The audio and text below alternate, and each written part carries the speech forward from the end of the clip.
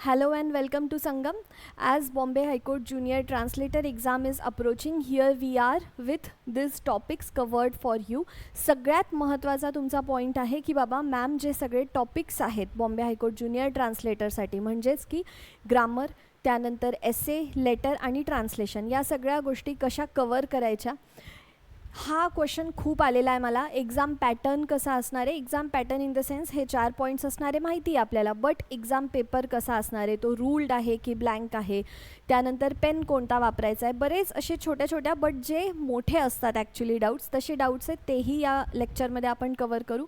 ट्रान्सलेशनमध्ये बऱ्याच विद्यार्थ्यांना सुमारे 1-1.5 तास लागून चालला आहे, तेवढा लागायला नाही पाहिजे. ट्रान्सलेशनसाठी पण आपल्याकडे वेगवेगळ्या स्ट्रॅटर्जीज आहेत, त्या कशा काय कुठे अवेलेबल होतील तेही सांगते तुम्हाला. आणि आता 20 दिवस तर राहिले नाही आहे, बट स्टील लास्ट डेजचा प्लॅन काय असायला पाहिजे ते पण मी तुम्हाला या लेक्चरमध्ये सांगणार आहे. पण जर तुम्हाला वाटत असेल की बाबा बॉम्बे हायकोर्ट ज्युनियर ट्रान्सलेटरची परीक्षा खूप जास्त सोपी आहे आणि जे की खरं आहे, रिझन बिंग कॉम्पिटिशन खूप कमी असते, फर्स्ट रिझन. सेकंड रिझन, तुम्हाला अवघड सिलेबस जो असतो जसं की GS-GK किंवा करंट अफेअर्स हे काहीच करायचं नाही आहे. अभ्यास फक्त इंग्लिश ग्रामरचा आहे, जो की मी तुम्हाला पूर्णपणे शिकवला आहे. जर तुम्ही आपली बॅच नसेल घेतलेली तर तुम्ही आताही हा क्रॅश कोर्स आहे आपला, फाउंडेशन बॅचची वेळ गेली आहे, आता आपण क्रॅश कोर्स लॉन्च केलेला आहे लास्ट डेजसाठी तुम्हाला एक एज मिळण्यासाठी. यामध्ये तुम्हाला इंग्लिश ग्रामर आपण पूर्णपणे तुमचं कवर करणारे, एसे रायटिंग कवर करणारे, लेटर रायटिंग आणि ट्रान्सलेशन. मी जे बोलत होते त्या मुद्द्यावर येते. अभ्यास फक्त या एका गोष्टीचा करायचा आहे या परीक्षेसाठी तुम्हाला. बाकी एसे रायटिंग, लेटर रायटिंग ही एक कला आहे. मी तुम्हाला खूप जास्त वेगवेगळ्या प्रकारे शिकवलं आहे एसे कसा लिहायचा, वेगवेगळे ब्रेन स्टॉर्मिंग करायच्या टेक्निक्स या क्रॅश कोर्समध्ये सांगितलेल्या आहेत की बाबा एसेचे 3 तुकडे असतात. असं नाही की तुम्हाला ऑनेस्टी इज बेस्ट पॉलिसी असं दिसलं आणि तुम्ही A to Z लिहायला लागले, हो ऑनेस्टी बेस्ट पॉलिसी आहे, प्रत्येक माणसाकडे ऑनेस्टी असायला पाहिजे, असं नसतं. एसेमध्ये 3 जसं आपल्या शरीराचे वेगवेगळे पार्ट्स आहेत तसे एसेचे 3 पार्ट्स आहेत. सगळ्यात पहिला पार्ट जो आहे त्याला आपण म्हणतो इंट्रोडक्शन, दुसरा पार्ट जो आहे त्याला आपण म्हणतो बॉडी आणि तिसरा पार्ट जो आहे त्याला आपण म्हणतो कन्क्लूजन. आणि या प्रत्येक पार्टवरती एक्झामिनर तुम्हाला मार्क देतो. एक्झॅक्टली हे जे बायफर्गेशन आहे ते दिसायला पाहिजे. आणि असं नाही की हे 3 पार्ट्स असतात म्हणजे तुमचा एसे 3 पार्टमध्ये संपायला पाहिजे किंवा 3 पॅरामध्ये संपायला पाहिजे, असं नाही. हा एक पॅरा असतो, याच्यानंतर एक गोष्ट येते इंट्रो आणि बॉडीला कनेक्ट करणारी, ते या लेक्चर्समध्ये मी तुम्हाला सांगितलं आहे.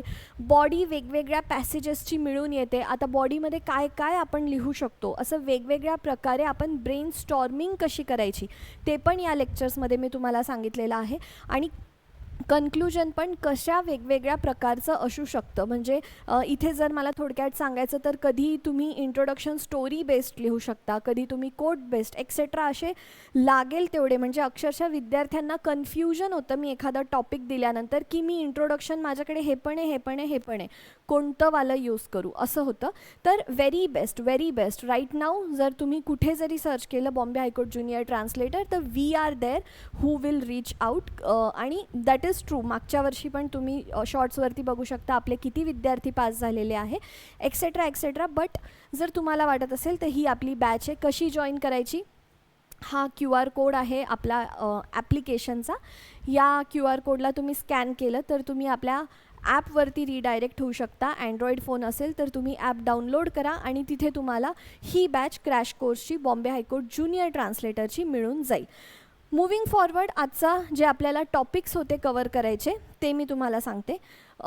सिलेबस कसा कवर करायचा, तर हे बघा, सगळ्यात महत्त्वाचं तुम्हाला आत्ता कवर करायचं आहे इंग्लिश ग्रामर. ठीक आहे, इंग्लिश ग्रामर नंतर तुम्ही प्राधान्य द्यायला पाहिजे ट्रान्सलेशनला. आणि यातच आपला फर्स्ट पॉईंट येतो, ट्रान्सलेशन स्ट्रॅटर्जी याच्यातच येतं. ठीक आहे, त्यानंतर तुम्ही प्राधान्य द्यायला पाहिजे एसे आणि त्यानंतर लेटर. आता असं का बरं म्हणते मी तुम्हाला, कारण की इंग्लिश ग्रामर तुम्ही जेवढा अभ्यास कराल, जेवढं तुम्ही इनपुट द्याल तेवढं तुम्हाला आउटपुट मिळणार आहे. बट ट्रान्सलेशनमध्ये तेवढं जितकं इनपुट देणार आपण तितकं आउटपुट मिळणार नाही आहे, बट मार्क्स जास्त आहे म्हणून आपल्याला याला नजरअंदाजा करायचा नाही आहे, याला लक्ष द्यायचं आहे. आणि एसे लेटरला का नंतर ठेवलं आहे जर तुम्ही मी दिलेले एक 4 लेक्चर्स आहेत एसेचे, जर तुम्ही ते वेळ काढून 4-5 तास जर नीट ऐकले, मी 10 निबंध तुम्हाला लिहायला लावलेले आहेत, जर तुम्ही ते नीट लिहिले, प्लस मी जे तुम्हाला काही आयते इंट्रोडक्शन, आयते कन्क्लुजन, आयत्या बॉडी आणि आयते निबंध लिहून दिले, तुम्ही तेवढा जरी अभ्यास केला तर तुम्हाला एस्सेमध्ये 18 मार्क्स मिळवण्यापासून कुणीच थांबवणार नाही. ही वेल ट्रस्टेड स्ट्रॅटजी आहे. मागच्या वर्षीच्या विद्यार्थ्यांना खूप छान, म्हणजे अक्षरशः 68, 72, 75 असे मार्क्स होते. यावर्षी तर विद्यार्थी 80+ ॲस्पायर करत आहे, कारण मागच्या वर्षी फक्त क्रॅश कोर्स बॅच होती आपली, यावेळेस फाउंडेशन बॅच होती आणि आत्ता क्रॅश कोर्स बॅच आपण काढलेली आहे. त्यानंतर लेटर पण मी तुम्हाला खूप एकदम शिस्तबद्धपणे आणि एकदम नीट शिकवून दिलेलं आहे की बाबा फॉर्मल लेटर असेल तर डेट कुठे पाहिजे, सल्युटेशन कुठे पाहिजे, फ्रॉम कुठे पाहिजे, टू कुठे पाहिजे, लेटरमध्ये पॅराग्राफ किती पाहिजे, बॉम्बे हायकोर्टमध्ये कोणती गोष्ट यूज करतात आणि एक्झॅक्टली ती गोष्ट मी तुम्हाला शिकवलेली आहे. खूप मस्त, म्हणजे तेवढा टेम्पलेट जर तुम्ही फॉलो केला तर इथे सुद्धा तुम्हाला एक 8 ते 9 मार्क्स कसेही मिळणार आहेत. आणि त्यानंतर इंग्लिश ग्रामरमध्ये तुम्हाला 25 to 27 मार्क्स मिळणं अपेक्षित आहे. मग येतो ट्रान्सलेशनचं. ट्रान्सलेशनसाठी बघा, हे आपले खूप सुंदर असे मी तुम्हाला नोट्स बनवून दिलेले आहेत. तर तुम्ही हे जे नोट्स आहे याचा जरी अभ्यास केला तरी पण तुम्ही ही परीक्षा पास करू शकता. ठीक आहे, हे बघा, हे असे नोट्स आहेत. सब्जेक्ट, वर्ब, ॲग्रीमेंट वगैरे, कसं इंग्लिश टू मराठी आपण किंवा इंग्लिश टू हिंदी ट्रान्सलेशन करायचं ते याच्यामध्ये मी तुम्हाला सांगितलेलं आहे. मूविंग फॉरवर्ड, पेपर कसा असतो ते आपण एकदा डिस्कस करून घेऊया. हे बघा, लेटरचं, एसेचं, ट्रान्सलेशनचं इन शॉर्ट सांगितलं आहे. जर पूर्णच शिकवत बसले तर ऑब्व्हियसली बॅच आहे त्याच्यासाठी, पण बऱ्याच विद्यार्थ्यांचे जे डाऊट्स आहे ते मी सांगते. सगळ्यात पहिले पेपर कसा असतो. पेपर तुमचा रूल्ड असतो. ठीक आहे, रूल्ड म्हणजे त्यावरती अशा रेषा असतात. ओके, प्लेन पेपर नसतो. First thing. Second thing, pen कोणता वापरायचा आहे. मागच्या वर्षी हॉल तिकीटवरती लिहून दिलं होतं की ब्लॅक बॉल पेन वापरायचा आहे, ब्लॅक बॉल पेन वापरायचा आहे.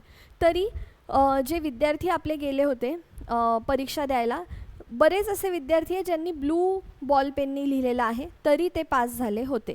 स्टील यावर्षी आता काय सांगणार आहेत ते, कोणता कलर सांगणार आहे ते बघूया. हॉल तिकीटवरती, ॲडमिट कार्डवरती कळेल. बट तुम्ही आत्तापासूनच एक ब्लॅक आणि एक ब्लू या 2 पेनची प्रॅक्टिस ठेवा. आणि असं नाही की नवीन पेन त्या दिवशी किंवा आदल्या दिवशी घेऊन जाऊन परीक्षा द्यायची आहे. गोळे करायला तरी त्याच्यातही मी सांगते प्रॅक्टिस करा, पण गोळे करायला तरी नवीन पेन चालून जातो. जो पेपर डिस्क्रिप्टिव्ह असतो त्याच्यामध्ये नवीन पेन आदल्या दिवशी घेणंच पॉसिबलच नाही आहे. का? फर्स्ट थिंग, तो खूप जास्त बोथट असल्यामुळे तुमची जी स्पीड आहे ती कमी होते. म्हणून आपल्याला त्या पेनला स्मूथ बनवायचं आहे. आणि स्मूथ बनवण्या कारणामुळे तुम्ही प्लीज करून सांगत आहे, आत्तापासूनच पेन विकत घ्या. आणि पेन कोणता, एक मिनिट देवेश, सरांकडे जा आणि तो काळा जो पेन आहे तो घेऊन ये. हां, जाड पेन आहे, सरांना म्हणा त्यांचा पेन द्या. आत्ता मी एक पेन दाखवते तुम्हाला, अतिशय छान. म्हणजे आम्ही स्वतः UPSC ॲस्पायरंट्स होतो एका काळी, आणि त्यावेळेला आम्ही स्वतः आमची मेन्सची परीक्षा होती ती त्या पेननीच लिहत होतो. हात दुखत नाही आपला, कधी पेपर लिहून झालेला आहे कळत नाही. हा ब्लू कलरमध्ये पण येतो, ब्लॅक कलरमध्ये पण येतो. पेंटॉनिक नाव आहे याचं. आय गेस आता 10 रुपयाला असेल. जेव्हा हा खूप आधी आला होता तेव्हा आम्ही वापरायचो. जर तुम्हाला दिसत असेल तर हा पेन वापरा तुम्ही, पेंटॉनिक. ठीक आहे, आत्तापासून घेऊन बघा. बऱ्याच मुलींना एखाद वेळेस त्रास होऊ शकतो, कारण मुलींना बारीक पेन लागतो लिहायला. हा थोडा जाड आहे, बट जर तुम्ही प्रॅक्टिस केली तर ऑब्व्हियसली मी स्वतः या पेनने लिहत होते. Best pen for descriptive examinations. Please आत्तापासूनच एक ब्लॅक आणि एक ब्लू पेन घ्या. फाईन. आता पुढचा पॉईंट होता, तिसरा क्वेश्चन मला विचारत होते मुलं, लिहायचं कसं आहे इंग्लिश ग्रामरचं. इंग्लिश ग्रामर हे बघा, क्वेश्चन समजा तुम्हाला असं दिलं आहे, question number 1, fill in the blanks. मग त्यामध्ये फर्स्ट आहे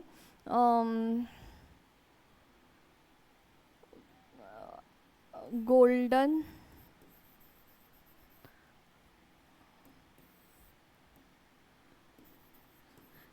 नाही, we will meet dash bus stop. ठीक आहे. Honesty is best policy. Fine.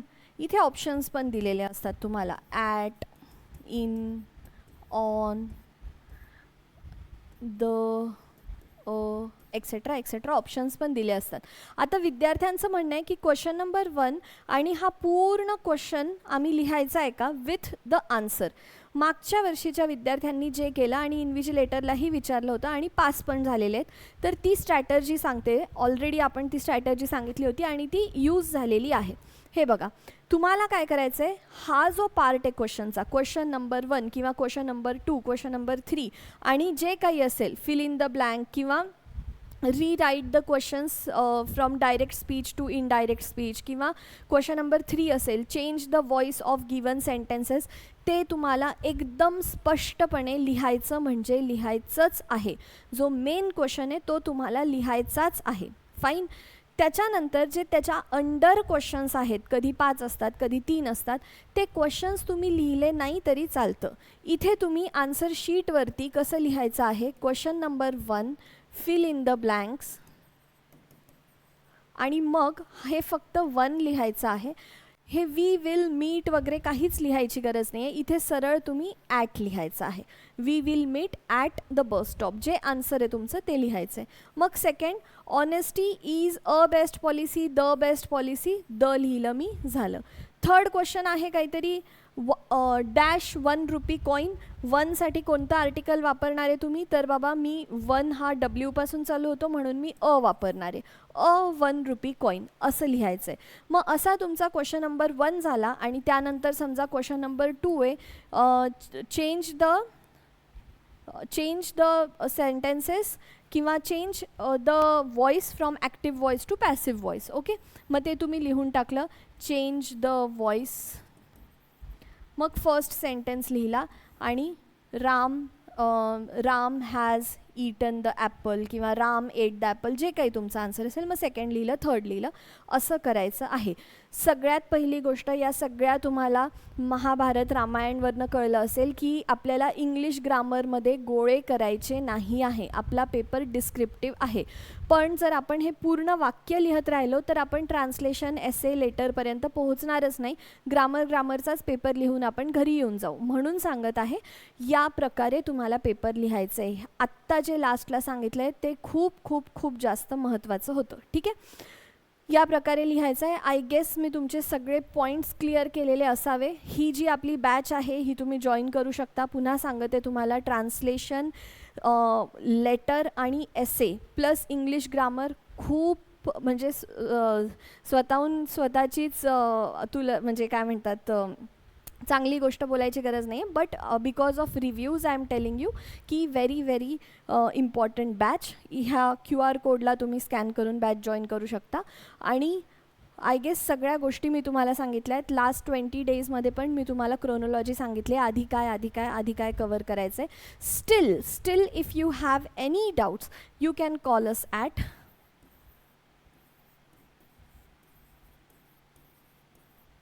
Fine, ठीक आहे. चला मग, थँक्यू सो मच.